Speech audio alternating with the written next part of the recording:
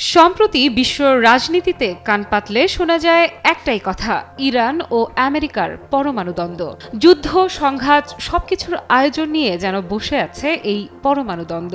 যুক্তরাষ্ট্রের president Donald Trump নানাভাবে তেহরানকে বুঝিয়ে যাচ্ছে পরমাণু ইস্যুতে তাদের সঙ্গে সমঝোতায় আসতে। তবে একরোখা ইরান বারবার রূঢ়ভাবে তা নাকচ করে যাচ্ছে। যেন ট্রাম্পের ধৈর্যের পরীক্ষা নিচ্ছে তেহরান। হামলা হুঁশিয়ারি তো বটেই, শেষে গিয়ে ট্রাম্প বাধ্য হয়ে ইরানকে চিঠি পর্যন্ত লিখেছেন। তবে দৃঢ় প্রতিজ্ঞ ইরান হামলা কিংবা হাজারো প্রলোভনে কোনোভাবেই নিজের লক্ষ্য থেকে এক চুল সরে আসেনি। বরং ট্রাম্পের আলোচনার আহ্বানকে দেশটির সর্বোচ্চ ধর্মীয় নেতা আলী খামেনি প্রতারণা হিসেবে অভিহিত করেছেন। আমেরিকার প্রেসিডেন্টকে নির্লজ্জ নেতার কাতারে ফেলে ইরানের প্রেসিডেন্ট মাসুদ পেজেশকিয়ান বলেন, নির্লজ্জ ট্রাম্পের সঙ্গে কখনোই আলোচনায় বসবে না ইরান। ট্রাম্পকে যা খুশি তাই করার আহ্বান জানিয়ে মাসুদ পেজেশকিয়ান বলেন, যে রাষ্ট্র হুমকি দিয়ে আলোচনার জন্য ডাকে তাদের ডাকে কখনোই সাড়া দেবে না তেহরান। আপনারা যা ইচ্ছা করতে পারেন। ইরানের সর্বোচ্চ নেতা আয়াতুল্লাহ আলী খামেনি সম্প্রতি তেহরানের সাথে আলোচনার জন্য মার্কিন প্রেসিডেন্টের আহ্বানকে অসম্মানজনক এবং অর্থহীন বলে প্রত্যাখ্যান করেন। খামেনি বলেন, আগ্রাসী রাষ্ট্রের জন্য আলোচনার আহ্বানের উদ্দেশ্য হল অন্যদের ওপর কর্তৃত্ব করা, মোটেই সমস্যার সমাধান করা নয়। তবে তেহরান কখনোই এসব প্রহসনের আলোচনার টেবিলে বসবে না। এমন পরিস্থিতিতে ট্রাম্পের ধৈর্যের আরেকটু পরীক্ষা নিতে এবারে পরমাণু ইস্যুতে মুখ খুললেন ইরানের পররাষ্ট্রমন্ত্রী আব্বাস আরাকচি। তিনি বলেন, হুমকির মুখে তেহরান যুক্তরাষ্ট্রের সঙ্গে কোনো কথা বলবে না। পরমাণু ইস্যুতে ইরানকে লেখা ডোনাল্ড ট্রাম্পের সেই বিতর্কিত চিঠি হাতে পাওয়ার একদিন পর আরাকচি এ মন্তব্য করেন।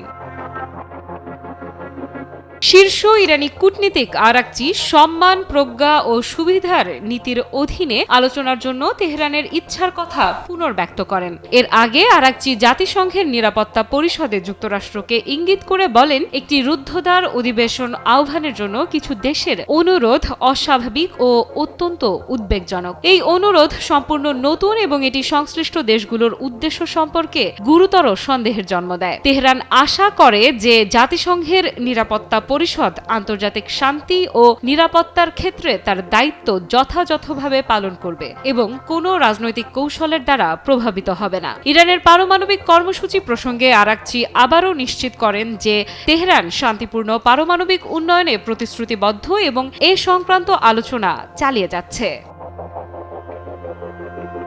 আব্বাস আরাকচি বলেন, ইরান সব সময় আলোচনার জন্য প্রস্তুত, তবে এসব আলোচনা ন্যায়সঙ্গত ও সম্মানজনক হতে হবে। আমরা অতীতেও পরমাণু চুক্তি নিয়ে আলোচনা করেছি এবং আজও আলোচনা চালিয়ে যাচ্ছি। যদিও যুক্তরাষ্ট্র বহু আগেই এই চুক্তি থেকে সরে গেছে, তবুও আমরা ইউরোপের 3টি দেশের সঙ্গে আলোচনায় রয়েছি। 2 সপ্তাহ আগে 4র্থ দফায় আলোচনা অনুষ্ঠিত হয়েছে এবং শীঘ্রই নতুন একটি দফা অনুষ্ঠিত হবে। একই সঙ্গে আমরা চীন ও রাশিয়ার সঙ্গেও আলোচনা চালিয়ে যাচ্ছি। ইরান পরমাণু অস্ত্র বিস্তার রোধ সংক্রান্ত চুক্তি এনপিটি এর সদস্য এবং তার পারমাণবিক কর্মসূচি সম্পূর্ণভাবে আন্তর্জাতিক বাধ্যবাধকতার মধ্যে রয়েছে। আরাকচি এ সময় জোর দিয়ে বলেন, আমাদের পারমাণবিক কর্মসূচি গতিশীল, অগ্রসরমান এবং বহুমুখী, তবে এটি সম্পূর্ণ এনপিটি চুক্তির কাঠামোর মধ্যে রয়েছে। আমরা এই চুক্তির বাইরের কোনো সীমাবদ্ধতা গ্রহণ করব না।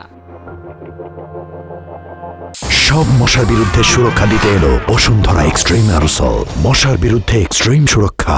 ইরানের সর্বোচ্চ নেতা আয়াতুল্লাহ আলী খামেনিও আমেরিকার সম্ভাব্য সামরিক হামলার বিরুদ্ধে কড়া হুঁশিয়ারি জানিয়েছেন। খামেনি বলেন, যদি আমেরিকা ও তাদের মিত্ররা ইরানের উপর সামরিক হামলা চালায় তাহলে প্রতিশোধ নিশ্চিত এবং পরাজিত হবে তারা। আমেরিকার প্রেসিডেন্ট দাবি করেছেন যে তারা আলোচনার জন্য প্রস্তুত। এটি বিশ্ব জনমতকে বিভ্রান্ত করার একটি কৌশল। আমেরিকার সঙ্গে আলোচনা নিষেধাজ্ঞা অপসারণ করবে না, বরং তা চাপ আরও বাড়াবে। ইরান কয়েক বছর ধরে পরমাণু চুক্তি নিয়ে আলোচনা করেছে, কিন্তু আমেরিকার প্রেসিডেন্ট সেই চুক্তি ছিঁড়ে ফেলেছেন। যখন আমরা জানি যে তারা আলোচনার প্রতিশ্রুতি রাখে না, তখন এমন আলোচনা করার কোনো প্রয়োজন নেই। যদি আমরা পারমাণবিক অস্ত্র তৈরি করতে চাইতাম তাহলে আমেরিকা আমাদের থামাতে পারত না। আফরিদা ইফরাত, নিউজ 24।